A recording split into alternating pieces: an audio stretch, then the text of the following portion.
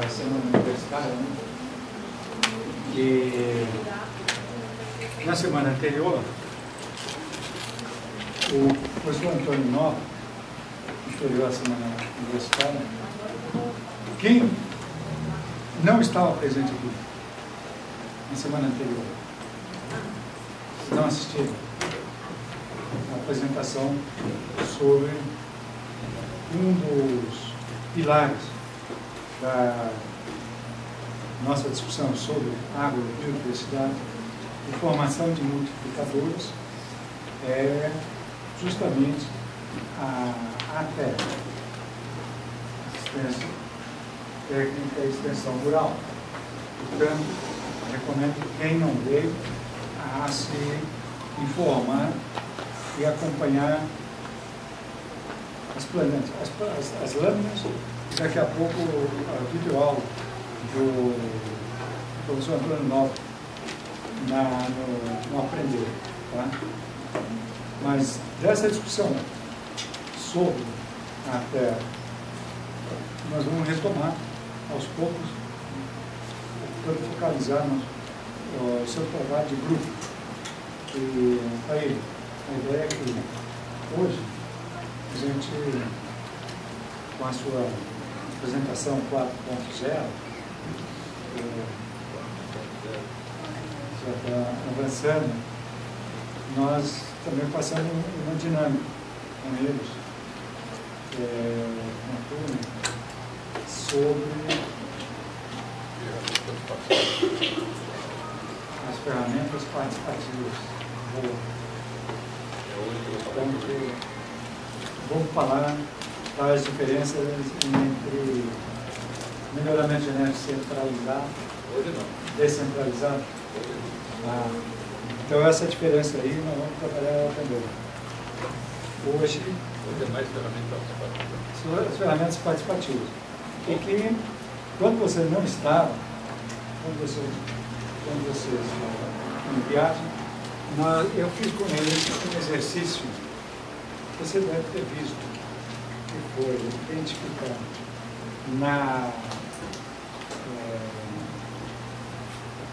legislação específica de fomento da agricultura familiar, como é que aquelas três matrizes socioculturais e da agricultura familiar,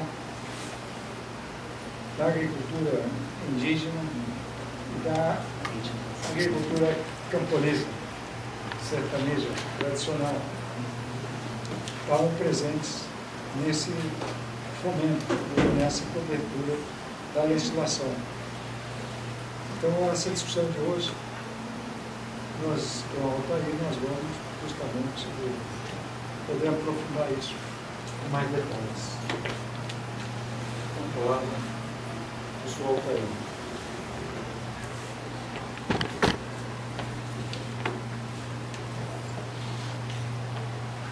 Ali pode. Tem isso aí nessa cadeira apertada. Boa tarde, pessoal. Boa tarde a todas. Por que tem umas tendências, todo mundo tentar ir para trás, hein? Isso eu fico curioso. Carregador. Você carregador, eu acho.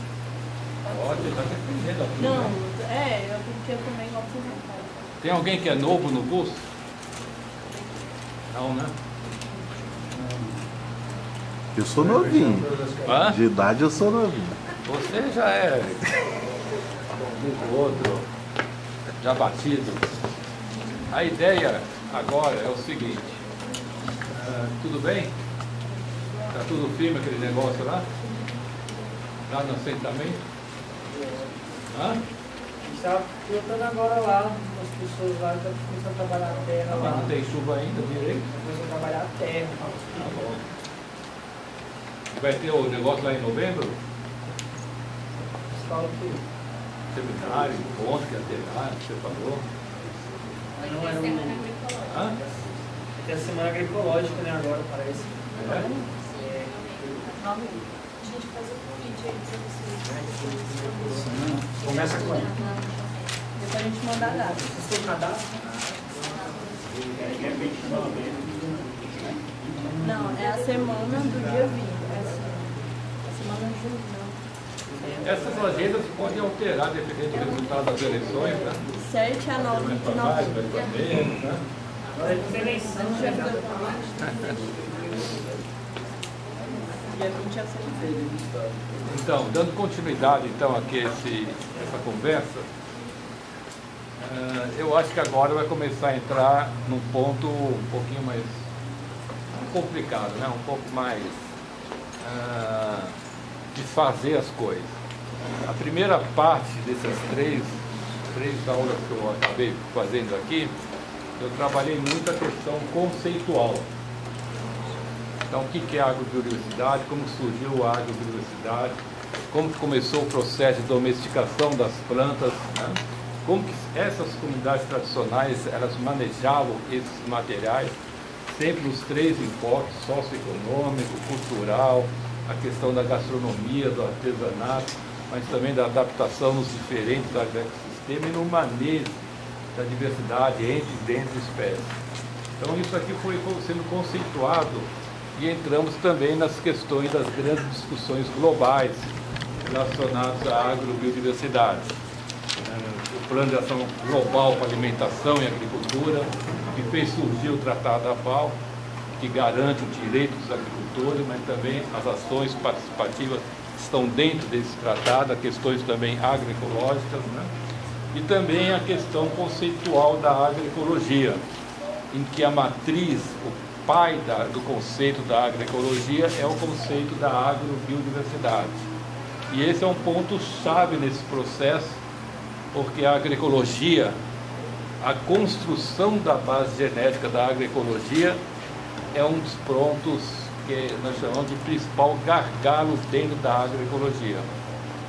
Há muito trabalho com agroecologia, mas sem as espécies adequadas para serem trabalhadas dentro da agroecologia. E isso quando eu falo em agroecologia, pode entender sistema orgânico, biodinâmico, natural, todas as vertentes, né, ligadas à agroecologia. É muito comum você pegar espécies de sistemas convencionais, as variedades, os híbridos, e jogar para dentro dos sistemas orgânicos, e a resposta não é a mesma. E isso se associa, olhando que nós conversamos sobre os índios no Peru, lá nos Incas, né, que eles tinham em Roraima e Tinteira essas relações de adaptação e de escolha das cultivares em função das mudanças climáticas, por altitude, por temperatura, por vários fatores em que essa diversidade era diferenciada. E se eles faziam isso há mais de 500 anos, nós hoje não fazemos isso. Isso que é interessante. Hoje nós pegamos o que existe aí, achando que pode se adaptar, e não temos o processo de entender a diversidade, escolher a diversidade para poder trabalhar e manejar adequadamente dentro dos nossos agroecossistemas. Então isso aqui foi trabalhado, conversado com vocês durante os primeiros momentos que eu andei conversando aqui. Aí começou as primeiras estratégias de trabalho. Uma delas, ela começa a se vincular a um ponto-chave nesse processo, que é a erosão genética. A perda dessa variabilidade genética, a perda desses materiais genéticos, muito por causa do incremento da Revolução Verde, que introduziu essa indústria de sementes e que ultimamente domina o mercado, e você praticamente só encontra esses híbridos, essas coisas de alta tecnologia, né, ditas de alta tecnologia, e você começa a afugentar as variedades crioulas, que elas começam a serem perdidas. Nós fizemos uma viagem aí pelo planeta, onde tem os centros de origem, as perdas de arroz na região da Indonésia, das Filipinas, Malásia, Vietnã, Camboja, Laos, que são os centros de origem do arroz. A questão da perda da variabilidade genética do milheto, do sorgo, na região da Abissínia, que é composta por Quênia, pela Etiópia, por essas outras regiões, aquela próxima da Etiópia, que também tem Uganda e Tanzânia naquela região, subindo para o Afeganistão, Eritreia. a região dos trigo, né? Iraque, Turquia também foram perdendo essas variedades crioulas de trigo, né? E começa então a pensar, porque você tinha variedades de trigo muito adaptadas para fazer pão artesanais sem glúten, que eram as variedades antigas que foram perdidas. E hoje estão sendo resgatadas em diferentes lugares do mundo para poder plantar novamente esse tipo de variedade, né?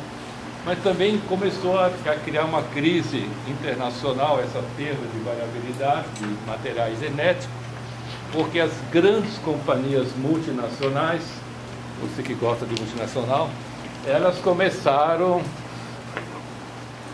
a também sentir o efeito da perda das variedades crioulas, porque todo o material genético dessas companhias é baseado nas variedades crioulas. Elas não vão fazer nenhum híbrido e nenhum transgênico do nada. Ela vai pegar algum pool gênico. O pool gênico é exatamente essas variedades crioulas, que eles tiram as suas linhagens e a partir das linhagens vão fazendo os eventos em cima desses materiais, né? E essa transgenia também já é uma história que vamos conversar melhor na frente, né? E aí então, em função dessa evolução genética, a última discussão que nós tivemos foi a questão das estratégias para conservação participativa da variabilidade genética. Isso aí foi discutido na última aula, vai passando os slides, e começamos então a fazer uma série de discussões da questão da conferência. A gente tem alguma contra a gente, mas tudo bem. Próximo lá.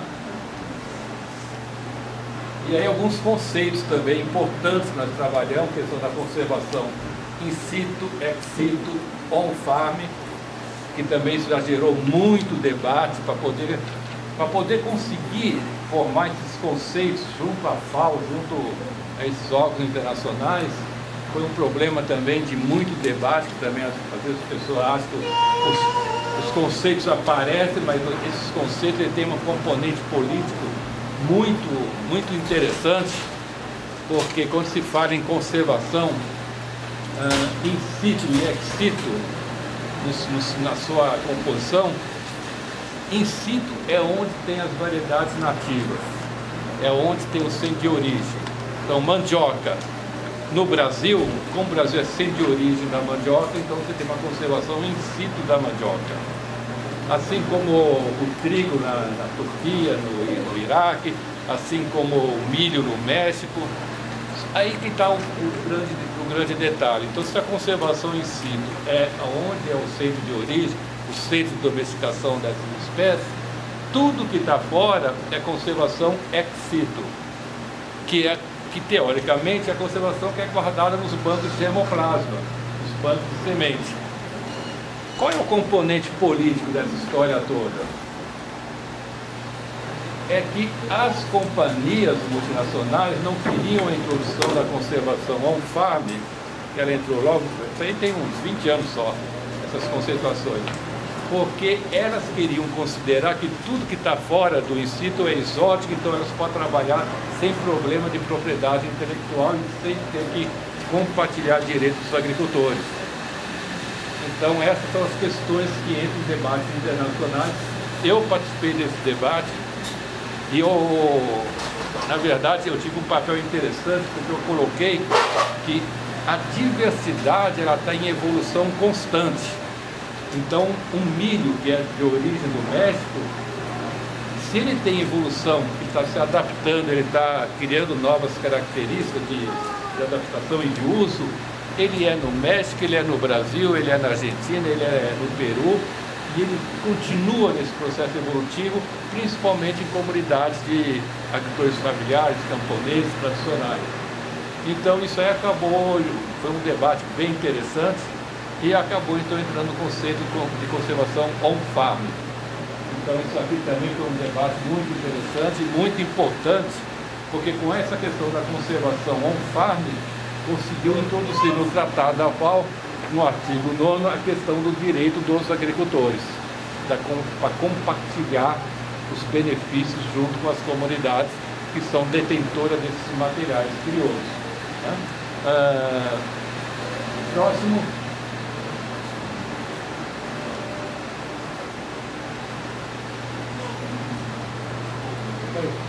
Só mandioca computador. no Brasil? Oi? É só mandioca que tem sempre no Brasil ou tem mais? Não, amendoim.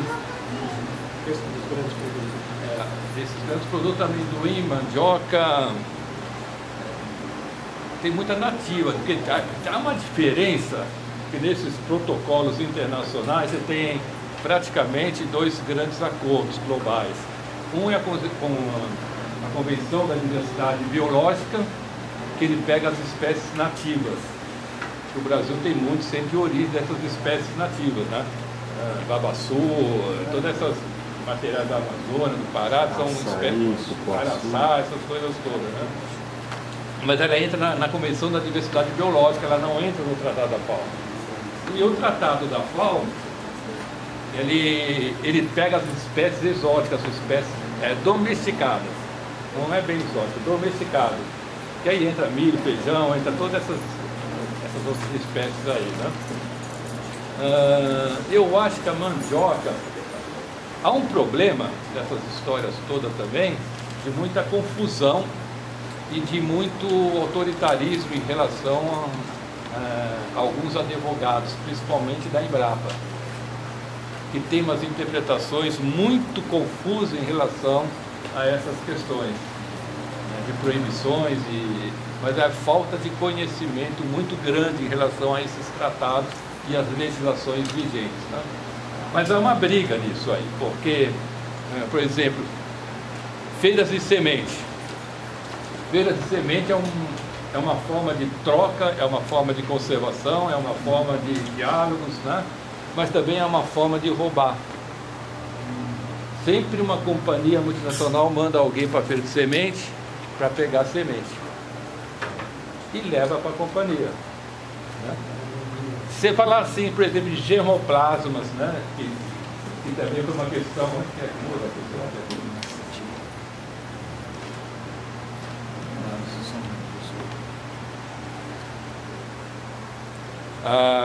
o germoplasma de milho no Brasil, para vocês terem uma ideia, era composto de 6.000 acessos. A gente chama acessos, são diferentes variedades que entraram e formam esse banco de germoplasma. O que ocorre? Ocorre que esse banco de germoplasma antigamente era guardado na Escola Superior de Agricultura Luiz de Queiroz, em Piracicaba. 6.000 variedades de milho, era todo o germoplasma de milho do Brasil, né? Todas as variedades crioulas estavam lá, tal. E aí que ocorre? Na década de 80, na década de 70, quando surgiu a Embrapa Unissoga e o Senagem, que teriam a finalidade de guardar esses materiais.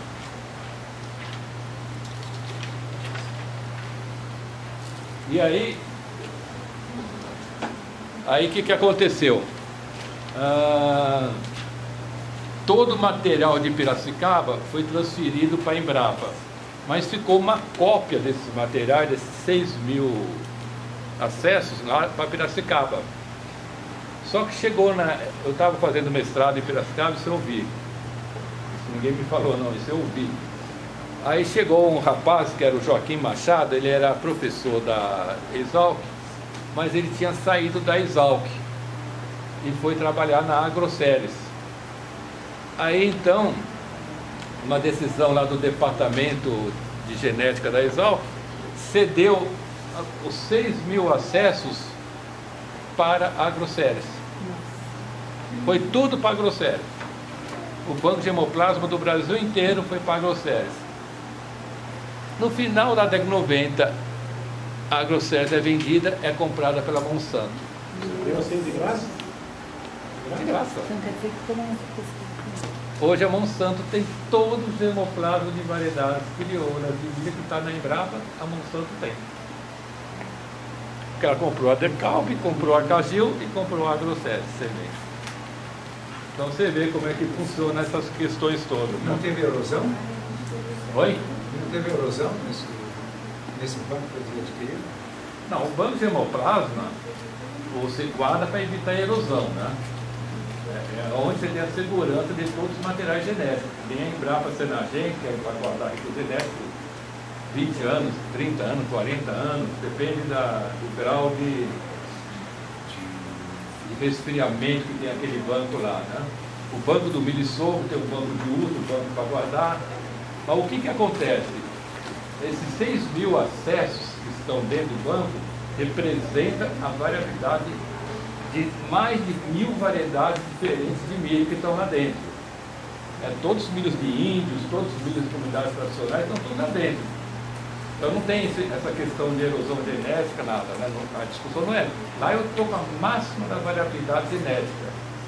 O que faz uma Monsanto com essa variabilidade genética? Tem uma ferramenta de biotecnologia, né, que é para prospecção gênica. Eles começam a fazer o fingerprint desse material todo, tá, identificando os genes que interessam para constituir os híbridos deles. Entendeu? Deixa eu te perguntar uma coisa. No caso, para poder fazer um banco de sementes, o banco sempre tem que estar resfriado, a semente, ou você pode fazer isso in natura? Aí a pergunta... Tá, vocês estão prestando atenção? Tá tudo... Oi? A pergunta dela é sobre o banco de sementes, assim, em comunidade e tal, né? Se tem que resfriar ou não. Todo banco de semente tem uma duração, tem uma durabilidade para a semente. Se você guardar ele na sombra, que nem esse lugar aqui que nós estamos, né? Hoje está seco, um período seco, mas começa o período de chuva, está úmido. Qual é o grande problema de semente? São dois problemas, é calor e umidade. Se você tiver calor e umidade, mas você guardou, por exemplo, num frasco qualquer, se você não guardou com a umidade certa, ele vai fermentar no saco, naqueles garrafa PET, e vai perder vigor, vai perder em 2 anos você perde essa semente. Então são de pequena durabilidade os bancos de semente quando você não tem.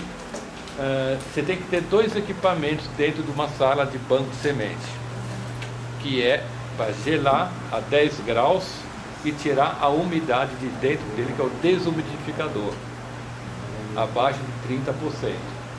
Aí você consegue manter por 10 anos, 15 anos a semente lá dentro, né? Para poder fazer nas comunidades tem que ter uma parceria, né? Normalmente o que pode trabalhar, porque você tem várias situações, né? Você tem o agricultor que guarda a semente dele, então você tem que ter uma estratégia para o agricultor. Do agricultor você pode ter uma comunidade que tem uma estratégia da comunidade para guardar a semente. Aí já pode ser um pouquinho mais sofisticado. E você pode ter, a nível de território, algum local que tenha o resfriamento. Então você tem estratégias diferentes nesse processo. Como exemplo, por exemplo, nós temos lá no norte de Minas o Centro de Agricultura Alternativa, que ele engloba mais de 80 municípios no norte de Minas, que tem um trabalho com sementes. Tem vários bancos de sementes no norte de Minas, mas tem um banco do CA com resfriamento e para tirar a umidade. Então são estratégias que tem para não ter perda dessas variabilidades. Você ia perguntar? Quando é que começou a se juntar essas sementes? Foi nessa data ou não? Que começa a ter essa visão de começar a guardar sementes aqui no Brasil? A Embrapa e assim. A questão dos bancos de germoplasma é uma questão meio internacional, né? Ela saiu de acordos internacionais, tanto é que você tem hoje várias organizações internacionais responsáveis por guarda dessas sementes. Isso começou na década de 70. Tá? Na década de 70 começou a surgir esses centros internacionais.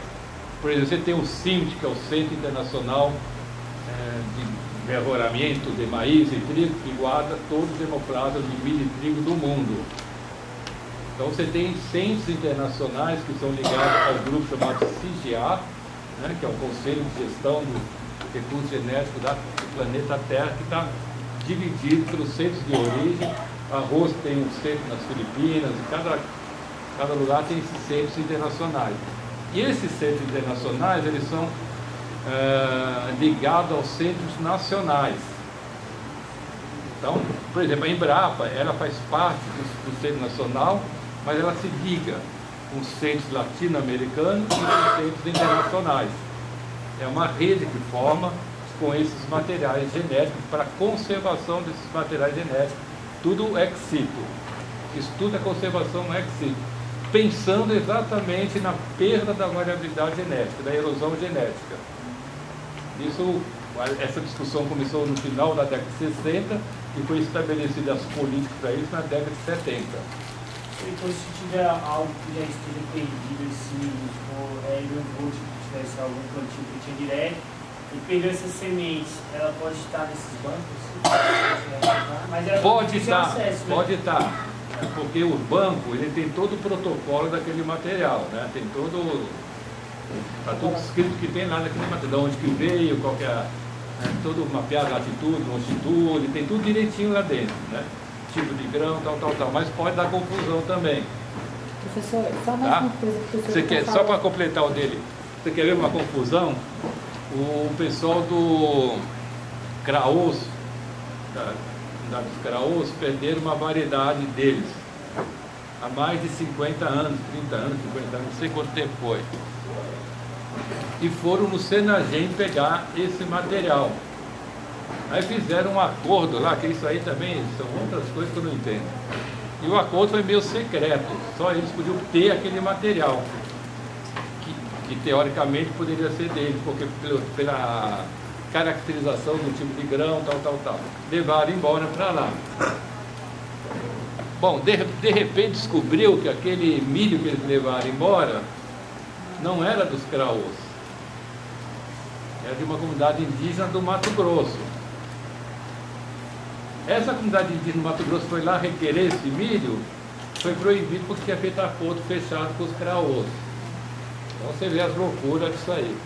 Só que é uma loucura esses negócios todos, porque quando você pega o banco de germoplasma, o material está 30 anos, 40 anos, você vai requerer esse material que perdeu em uma determinada época, você tem que entender o que aquele material é, para que ele servia, em qual ambiente que ele estava inserido e como que está a situação hoje. Eu ia perguntar exatamente isso. Então, por exemplo, essa questão dos Craôs foi muito interessante, porque me ligaram, o cacique Getúlio lá ligou para mim, né? Eu falei, esse negócio vai dar problema. Já sabia que ia dar problema. Os Craôs são 20 aldeias, né? Cada aldeia recebeu esse milho que a Embrapa cedeu lá para eles, multiplicar, e ficou cada uma com... Eu falei, vai dar problema. O que aconteceu com o milho? Há 30, 40 anos atrás, não tenho essa cronologia certinha, era um lugar que eles plantavam esse milho no meio de árvores. Era tudo fechado o ambiente. Então esse milho era um milho alto, tinha mais de 4 metros de altura. Agora levaram lá, está tudo aberto os campos deles. O que aconteceu com o milho? Tombou tudo. Das 20 aldeias, só uma conseguiu manter o milho, que era do próprio cacique. E era um milho de grão amiláceo. Grão amiláceo é um grão esfarela, né? Ele não é produtivo, a produtividade dele é muito baixa. Então eu perguntei para o cacique, o que vocês fazem com esse milho? Ah, isso aí é para mulher em resguardo. Aí eu matei na hora. Por quê? Porque o amido do milho amiláceo é a amilose linear. O milho comum é amilopectina, é ramificado. Então não dá problema no leite e não vai dar dor de barriga no moleque. Então isso é um conhecimento dos caras lá. Então era para isso que servia aquele milho.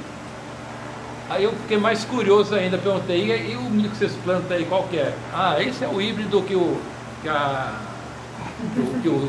FUNAI traz para a gente todo ano. Que é mais de 90% de toda a área deles com milho, é esse milho que eles plantam lá. Perdeu muito isso na genética. Bom, eu não sei, eu não fui lá, mas eu imagino que deve ter contaminado esse milho, além de ter caído, tudo, né? Mas não seria uma falha também da Embrapa ao distribuir e não perceber que ao redor não tem